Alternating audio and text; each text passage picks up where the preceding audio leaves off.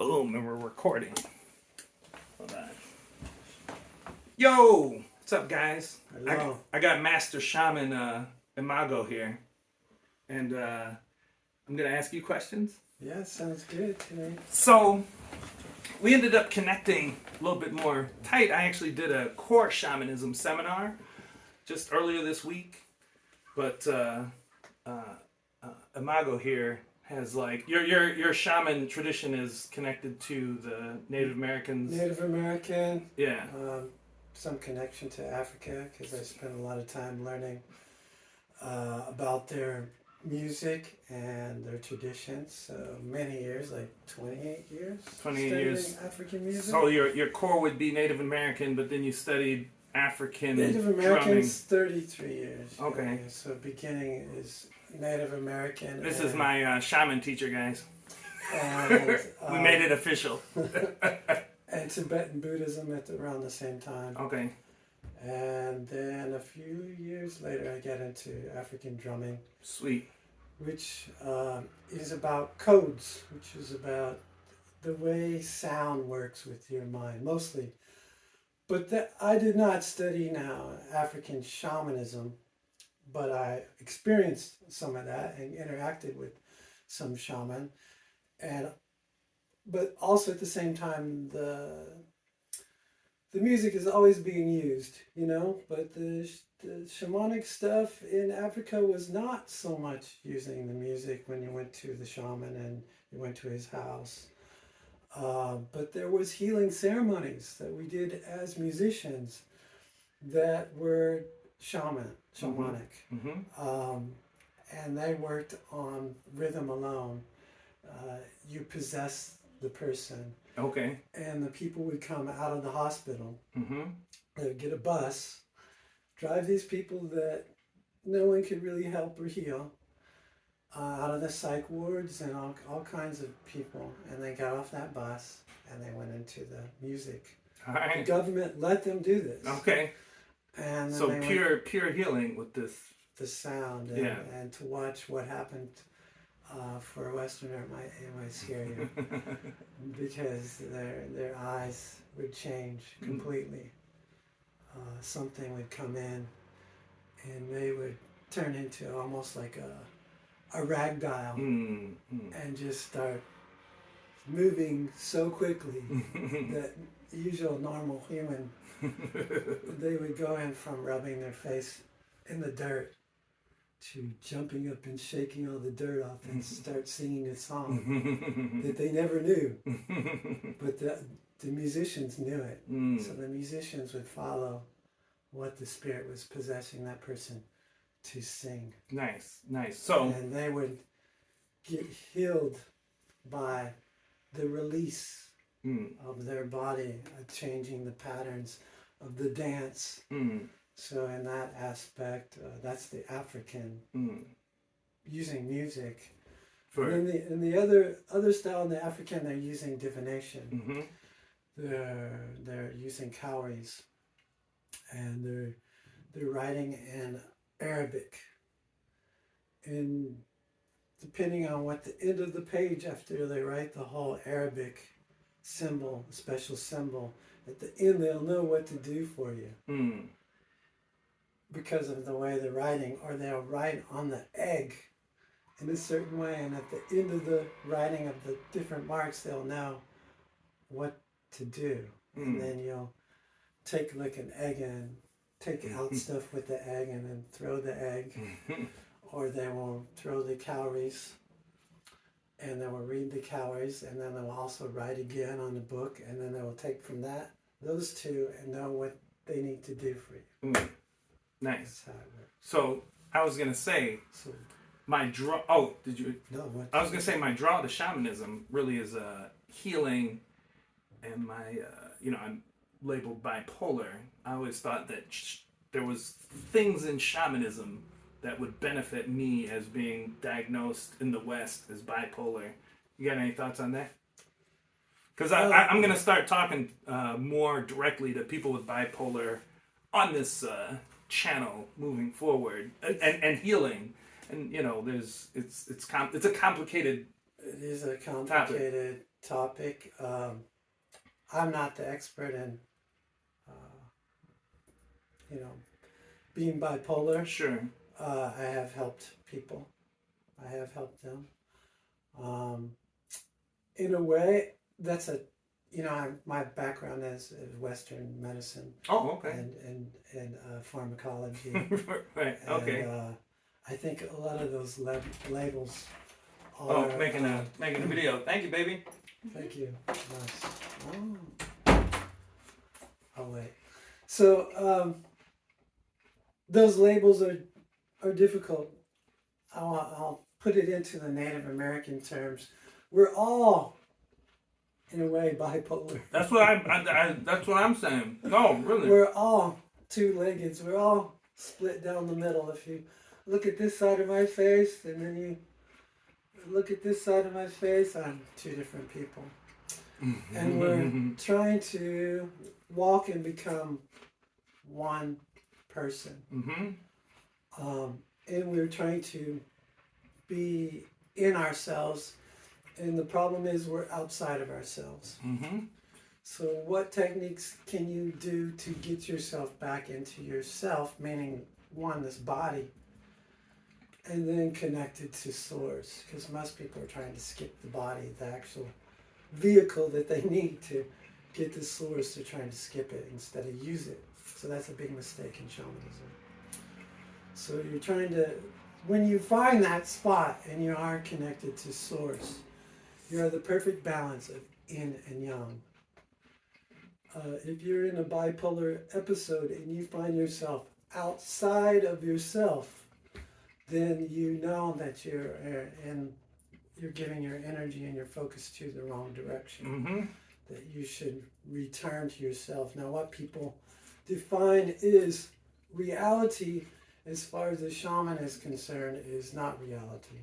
So that's also difficult, because if you're having a bipolar episode and saying what is not reality, but defining it is connected to what most people normally say is reality, well, that's not reality either, because anytime you're outside of yourself, you're not in reality. So shamanism is trying to connect you to the source, so you're connected to your original self. So right. You return the original nature of yourself, and through that you realize the nature of reality. And then you're connected in, and then you're charged up, and your body and mind have a spa day, in the sense of you've connected and relaxed in.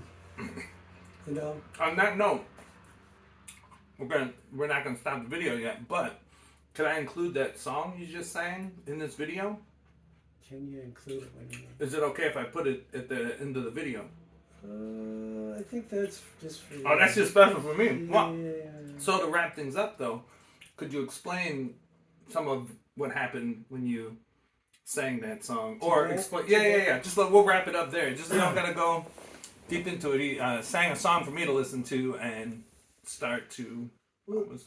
I think the concepts are pretty simple about shamanism, but I think many people are confused, and even some natives are confused because, for example, to try to describe that, the shamans are mostly misunderstood. All right. So, for example, like when I was at my teacher's house, people would come and he was talking about they keep coming asking questions because they don't understand him. Why do you grow your food the way you do? Why do you hunt above the grain where everybody else does opposite things than he does? Well, so then he's not like everybody in the tribe necessarily, because he has different knowledge. So many days today, people that are traditionalists think that they're a shaman. That's not true. A lot of times, the shaman is going to go for what is the principles of nature before he goes to what is traditional. And tradition is needed to gather the people. So part of what you see and think in a ceremony is shamanism is basic alchemy and ritual, and ceremony is when you put your heart to it, that it becomes a ceremony and connects to everybody, right? It is a type of group hypnosis to become all one-minded and to join as one being and to get on the same page. And you're using external alchemy to create internal alchemy.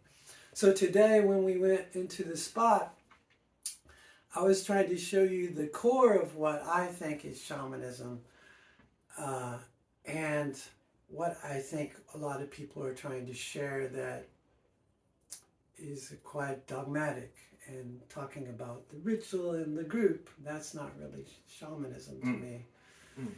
That can be a part of shamanism, but shamanism is pure alchemy, pure laws of nature, pure chemistry. There's no magic to it.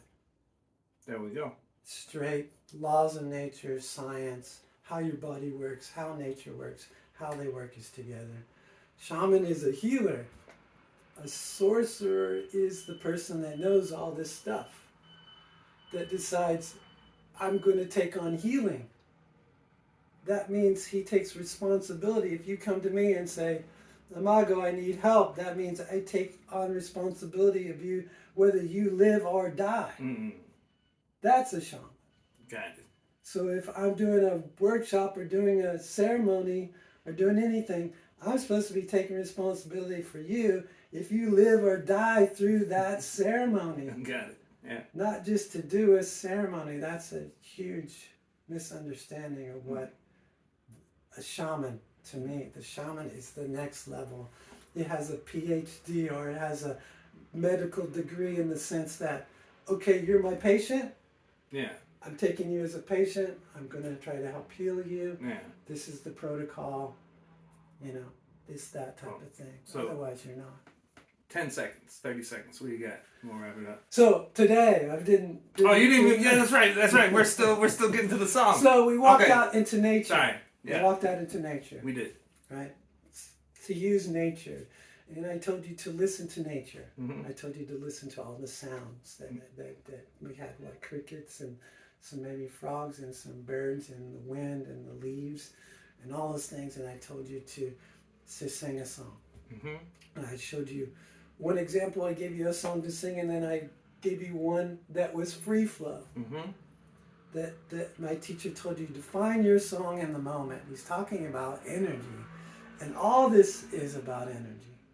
Whether you got it or you don't, whether you're tapped in or you're not, you're either in or you're out. That's how it works. So we're tapping in. So I'm using my voice, undulating my voice up and down my chakras, up and down. I'm using certain frequencies, certain tones.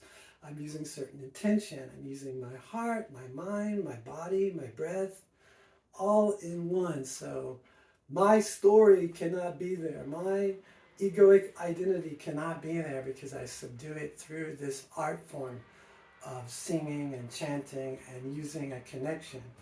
And I showed you to not to sing down in yourself, but to sing out to nature and be paying attention to every little sound that's still there. As you sing. Don't sing over it, sing it with it. And then I wanted you to see, if you could see the relationship of how nature connected to me and you in that moment. Did you see it or not? No, I did. Yeah, I did. That's why I was saying, while I was in it, I was getting messages. But I was in it. And the energy. I was in it. Yeah. Yeah, see. So that's it. It looked simple, didn't it? No, it was very simple. Yeah, it looked extremely simple. But it was very powerful. It was. Yeah. So that's it. It's the formula of learning how to bring yourself in to stop the world. Stopping the world is shamanism.